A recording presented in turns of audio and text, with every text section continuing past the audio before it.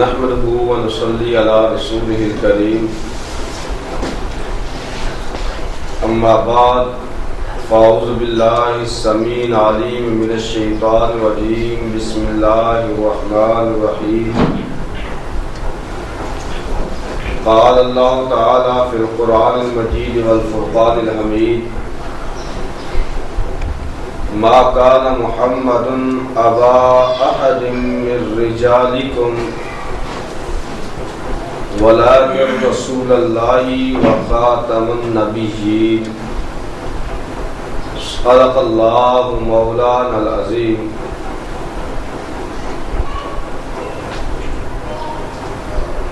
حضرات گرامی قدر،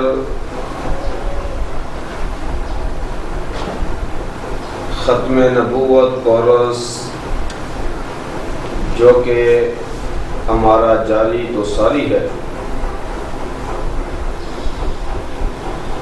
آج انشاءاللہ العزیز ہم یہ پڑھیں گے قادیانیوں کی عقیدہ ذل و بروز کا علمی تحقیقی جائزہ۔ مرزا نے نئے عقیدہ ذل اور بروز کی بنیاد رکھی۔ دراصل مرزا نے عقیدہ ذل اور بروز ہندوؤں کے عقیدہ حلول اور تناسخ سے چوری کیا۔ قادیانیوں کے عقیدہ ذل اور بروز کو سمجھنے سے پہلے ہندوؤں کا عقیدہ حلول اور تناسخ سمجھنا ضروری ہے۔ ہندوؤں کا عقیدہ تناسخ و حلول کیا ہے؟ ہندوؤں کا عقیدہ تناسخ اور حلول کا خلاصہ یہ ہے کہ جب بندہ ایک دفعہ مر جاتا ہے تو اس کی روح دوسری دفعہ کسی میں حلول کر جاتی ہے، اور اسی انسان کا دوسرا جنم ہو جاتا ہے جو پہلے مر چکا ہوتا ہے۔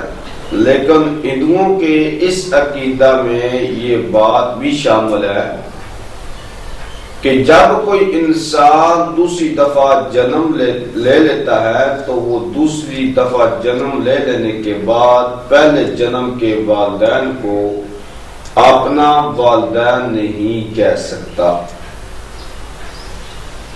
اور پہلے جنم کی بیوی کو اپنی بیوی نہیں کر سکتا، اور پہلے جنم کے بچوں کو اپنا بچہ نہیں کہہ سکتا۔ اسی طرح جس ان زمین و جائیداد کا پہلے جنم میں وارث اور مالک ہوتا ہے، دوسرے جنم میں اس زمین و جائیداد کا وارث اور مالک نہیں کہلا سکتا۔ مرزا نے عقیدہ ذل اور بروز کے بارے میں لکھا ہے، اگر کوئی شخص اسی خاتم النبیین میں ایسا گم ہو کہ باعث نہایت اتحاد اور نفی غیرت کے اسی کا نام پا لیا ہو اور صاف آئینہ کی طرح محمدی چہرے کا اس میں انعکاس ہو گیا ہو، تو وہ مہر جو ہے توڑنے کے بعد نبی کہلائے گا، کیونکہ وہ محمد ہے، وہ ذلی طور پر۔ پس باوجود اس شخص کے کہ دعوی نبوت کے جس کا نام ذلی طور پر محمد اور احمد رکھا گیا، پھر بھی سیدنا محمد صلی اللہ علیہ وآلہ وسلم خاتم النبیین ہی رہا، کیونکہ یہ مجھے ثانی اسی محمد صلی اللہ علیہ وسلم کی تصویر اور اسی کا نام ہے۔ اٹھا لو ایک غلطی کا ازالہ صفحہ 3، اور روحانی خزائن جلد 18 صفحہ نمبر 209۔ ایک اور جگہ پر مرزا نے ذل اور بروز کی مزید وضاحت کی ہے۔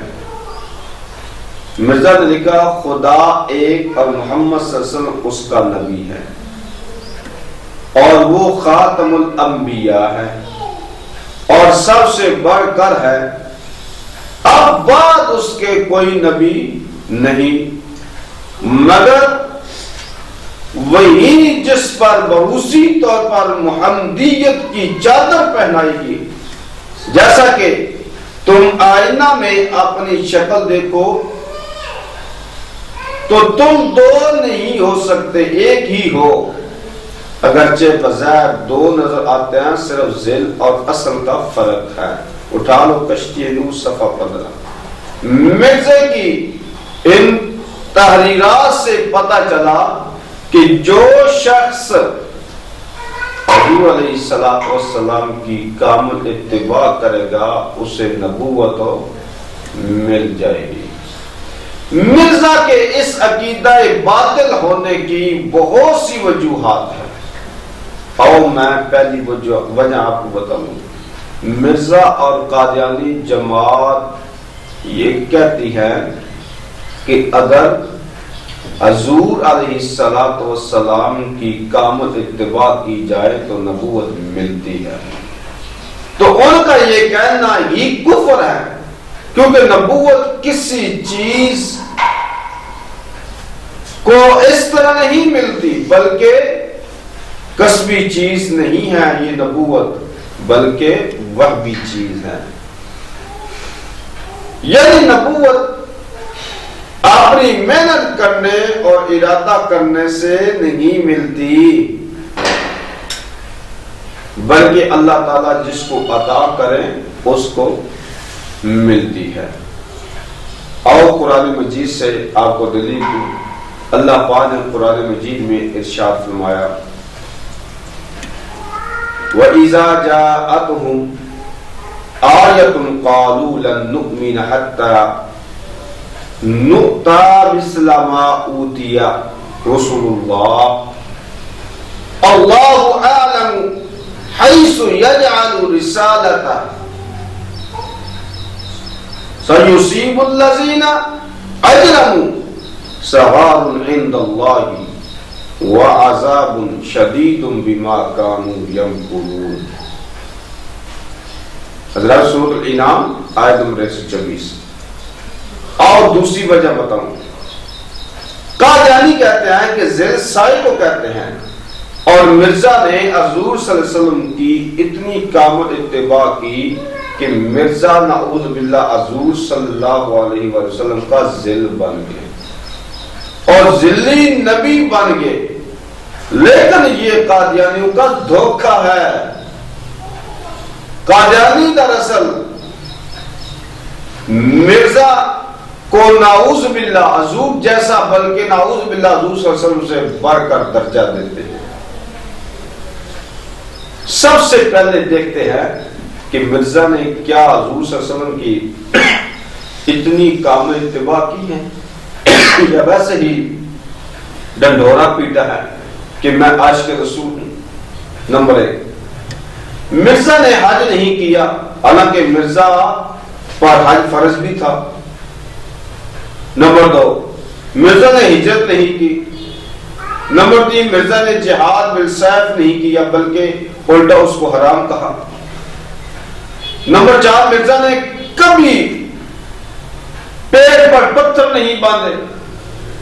نمبر 5، مرزا نے کبھی بھی کسی چور کے ہاتھ نہیں کٹوائے، حالانکہ مرزا کے دور میں کتنی چوریاں ہوئی، بلکہ الٹا مرزا نے لوگوں سے فرار کیے۔ نمبر 6، مرزا نے کسی زانی کو سنگسار نہیں کروایا، حالانکہ ہندوستان کے قبا خانوں میں زنا ہوتا رہا، بلکہ الٹا مرزا کے پیروکار نے مرزا اور اس کے خاندان پر زنا کے الزام لگائے۔ اگر مرزا اور قادیانی جماعت نبوت ملنے کے لیے اطاعت کو ہی معیار بناتے ہیں تو مرزا تو اس معیار پر بھی پورا نہیں ہوتا. اور تیسری وجہ مرزا نے لکھا خدا ایک اور محمد صلی اللہ علیہ وسلم اس کا نبی ہے اور وہ خاتم الانبیاء ہے اور سب سے بڑھ کر ہے. اب بعد اس کے کوئی نبی نہیں مگر وہی جس پر بروسی طور پر محمدیت کی چادر پہنائی گئی. جیسا کہ تم آئینہ میں اپنی شکل دیکھو تو تم دو نہیں ہو سکتے بلکہ ایک ہی ہو. اگرچہ بظاہر دو نظر آتے ہیں صرف ذل اور اصل کا فرق ہے. کشتی نوح اٹھا لو سفر بنا. معزز قارئین کرام مرزا کا یہ کہنا کہ میں ذلی طور پر محمد ہوں اس کا مطلب ہے کہ نعوذ باللہ اگر آئینہ میں حضور صلی اللہ علیہ وسلم کو دیکھا جائے تو مرزا نظر آئے گا اور جو مرزا آئینے میں نظر آ رہے ہیں وہ مرزا نہیں ہے بلکہ نعوذ باللہ حضور صلی اللہ علیہ وسلم. اگر دونوں ایک ہی ہیں تو پھر ذل اور بروز کی ڈگوسلہ بازی کیوں کرتے ہیں؟ اگر دونوں ایک ہیں یہ کیوں ڈگوسلہ بازی کر رہے ہیں؟ اس کا یہی کہنا حضور صلی اللہ علیہ وسلم کی توہین ہے اور کفر ہے. اور چوتھی بات بتاؤں مرزا کے ذل اور بروز کے فلسفے کو مرزا کی ہی تحریرات سے باطل ثابت کرتے ہیں. نمبر 1 مرزا نے لکھا نقطہ محمدیہ ایسا ہی ذل الوہیت کی وجہ سے مرتبہ علیہ اس کو ایسی ہی مشابہت ہے جیسے آئینہ کی عکس کو اپنی اصل سے ہوتی ہے. اور امہات صفات الہیہ یعنی حیات علم ارادہ قدرت سمع بصر کلام مع اپنے جمیع فروغ کے عدم و اکمل طور پر اس حضرت صلی اللہ علیہ وسلم میں انعکاس پذیر ہے. اٹھا لو چشمہ عاریہ صفحہ نمبر 224 روحانی خزائن جلد 2 صفحہ نمبر 224. مرزا نے لکھا حضرت عمر رضی اللہ تعالیٰ عنہ کا وجود ذلی طور پر گویا نبی پاک صلی اللہ علیہ وسلم کا ہی وجود تھا. پھر مرزا نے لکھا خلیفہ اللہ صلی اللہ علیہ وسلم کا ذل ہوتا ہے جس طرح پہلے میں نے آپ لوگوں کو اس کی تفصیل بتا چکا ہوں پہلے درس میں. کیا کوئی قادیانی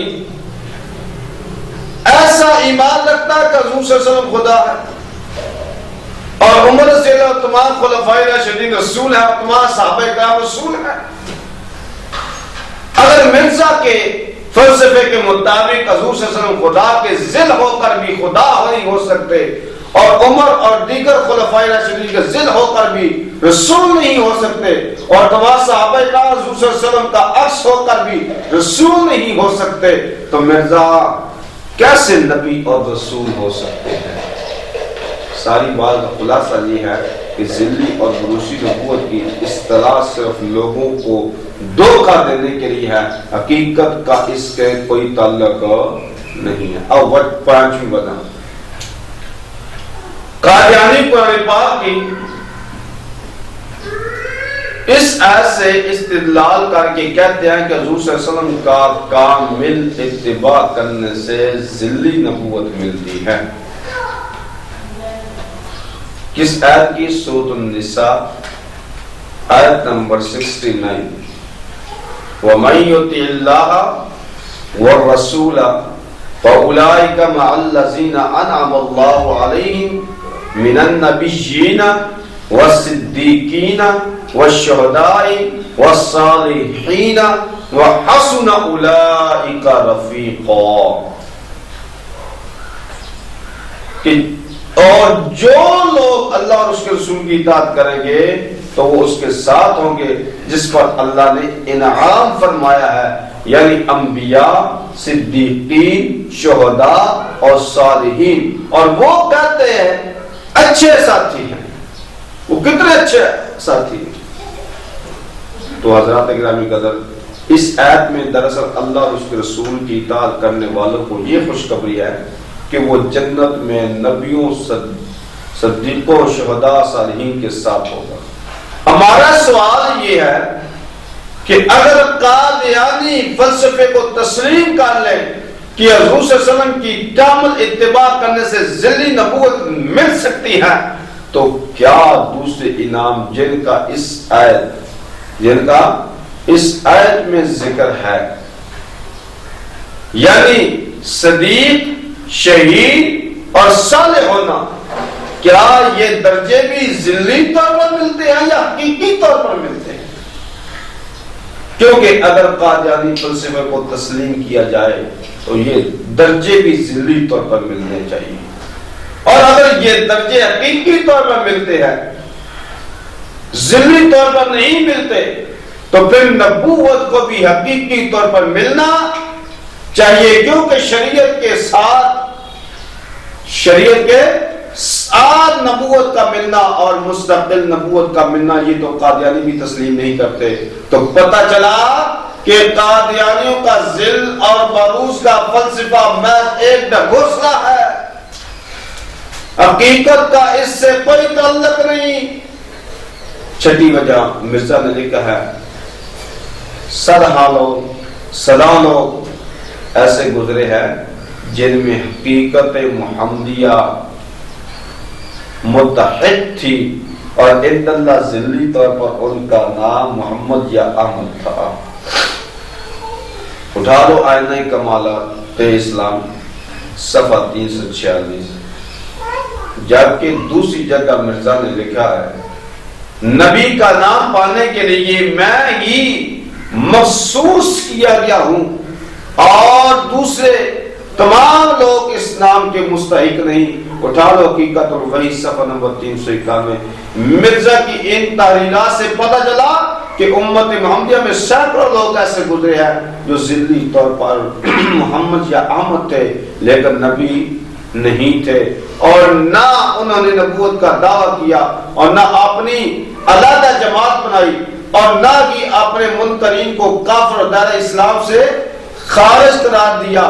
عجیب بات تو یہ ہے کہ اپنے جناب بڑے بڑے متابعین خدا اور رسول تو اس نعمت سے محروم رہے، اور مرزا ذلی نبی بن گئے، بلکہ ذلی نبی کے ساتھ حقیقی نبی بن گئے۔ ساتویں وجہ دیکھیں، مرزا نے ذل اور بروز کا عقیدہ ہندوستان کے عقیدہ تناسخ و حلول سے چوری کر کے لیا۔ ہندوؤں کا عقیدہ تناسخ اور حلول کا خلاصہ یہ ہے کہ جب بندہ ایک دفعہ مر جاتا ہے تو اس کی روح، جو میں پہلے ابھی شروع سبق کے ابتدا میں آپ کو بتا چکا ہوں، لیکن مرزا نے ہندوؤں کے اس عقیدہ تناسخ اور حلول کا بھی بیڑا غلط کر کے رکھ دیا۔ مرزا نے جس شخص کو دوسرے قاضل بنا دیا اس کو پہلے شخص کا وارث بھی بنا دیا۔ یہ شخص کو دوسرے کا ذل بنایا، اسی کو پہلے شخص کا وارث بھی بنا دیا۔ مرزا اپنے آپ کو حضور صلی اللہ علیہ وسلم کا ذل کہتے ہیں، اور حضور صلی اللہ علیہ وسلم کی ازواج مطہرات کو ام المومنین کہا جاتا ہے، جبکہ مرزا کے پیروکار بھی مرزا کی بیوی کو ام المومنین کہتے ہیں۔ حضور صلی اللہ علیہ وسلم کے صحابہ کی طرح مرزا اپنے مریدوں کو صحابی کہتے ہیں۔ حضور صلی اللہ علیہ وسلم کی طرح مرزا بھی اپنے آپ کو نبی اور رسول کہتے ہیں، اور نہ ماننے والوں کو کافر اور دائرہ اسلام سے خارج سمجھتے ہیں۔ خلاصہ یہ ہے کہ مرزا نے ذل اور بروز کا عقیدہ چوری تو ہندوؤں کے عقیدہ حلول اور تناسخ سے کیا، لیکن ہندوؤں کے عقیدے کا بھی بیڑا غرق کر دیا۔ آٹھویں وجہ، مرزا قادیانی جماعت کی تحریرات نوٹ کریں اور خود فیصلہ کریں کہ کیا ذل اور بروز کا فلسفہ انسانی عقل اور فہم میں آتا ہے۔ مرزا نے لکھا، محمد الرسول اللہ والذین معہ، سورۃ الفتح آیت نمبر 29، کہ اس وحی الہی میں میرا نام محمد رکھا گیا اور رسول بھی۔ اٹھا لو ایک غلطی کا ازالہ صفحہ نمبر 1۔ روحانی خزائن جلد 18 صفحہ نمبر 207۔ مرزا کے بیٹے مرزا بشیر احمد نے لکھا ہے کہ پس مسیح موعود یعنی مرزا خود محمد رسول اللہ ہے، استغفر اللہ، جو اشاعت اسلام کے لیے دوبارہ دنیا میں تشریف لائے۔ قادیانی اخبار الفضل میں لکھا ہے، پھر مسیل اور بروز میں بھی فرق ہے۔ بروز میں وجود بروزی اپنے اصل کی پوری تصویر ہوتا ہے، یہاں تک کہ نام بھی ایک ہو جاتا ہے۔ بروز اور اوتاد ہم معنی ہیں۔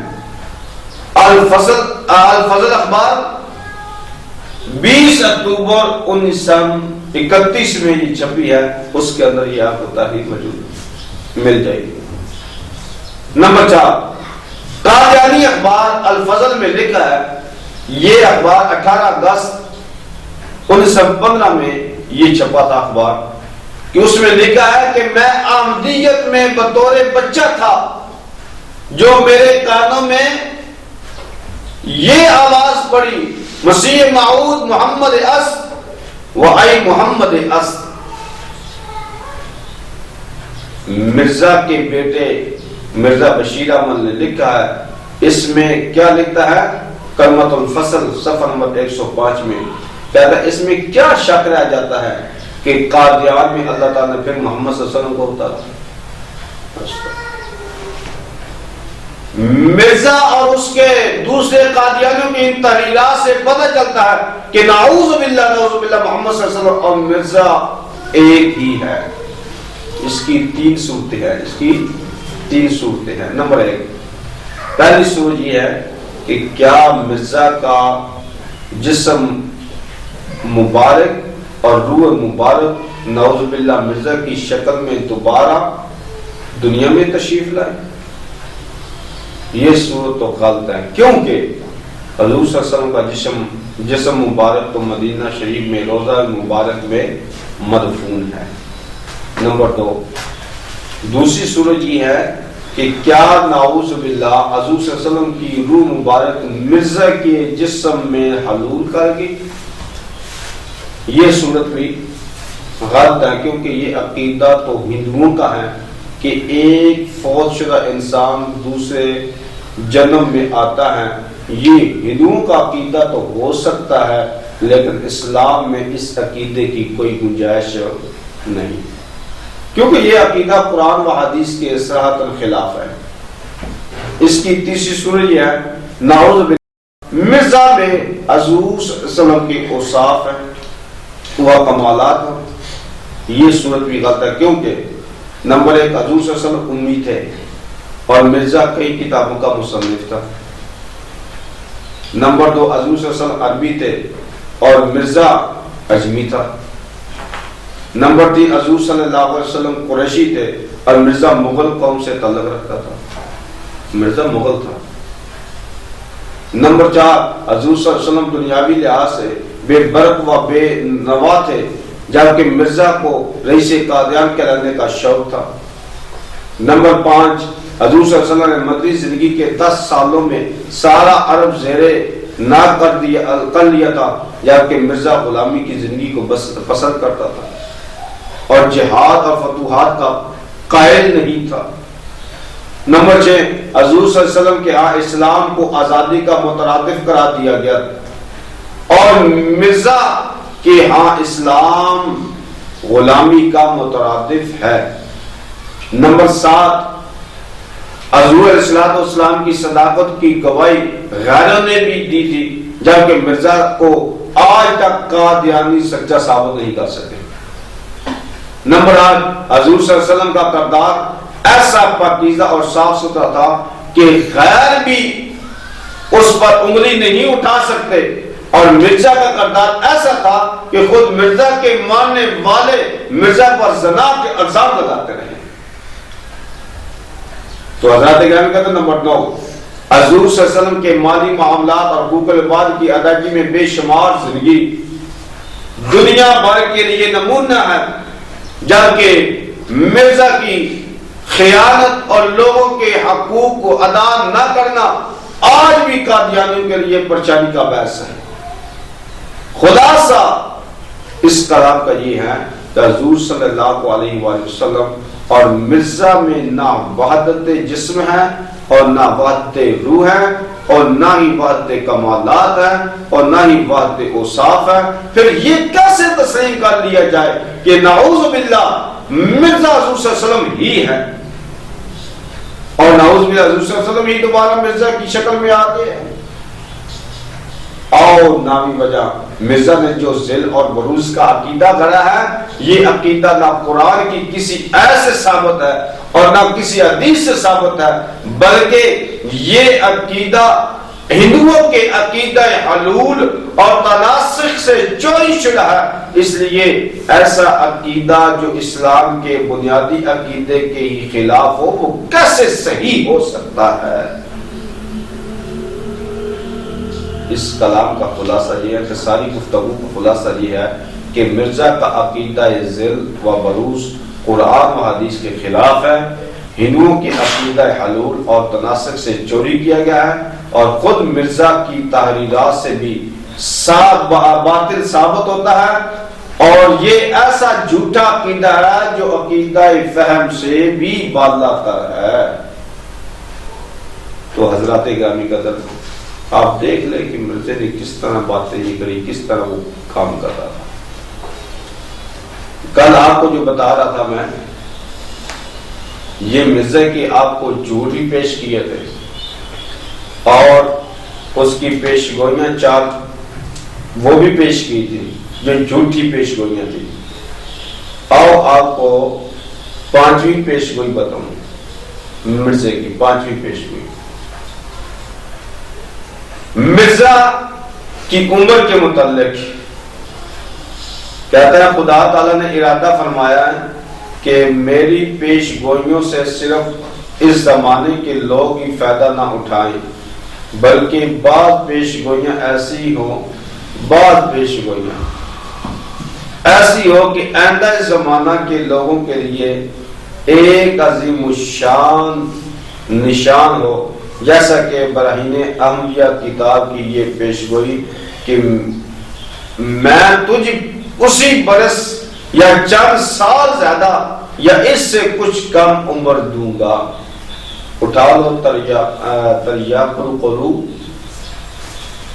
حاشیہ صفحہ نمبر 24 روانی خزائن جلد 15 صفحہ نمبر 122۔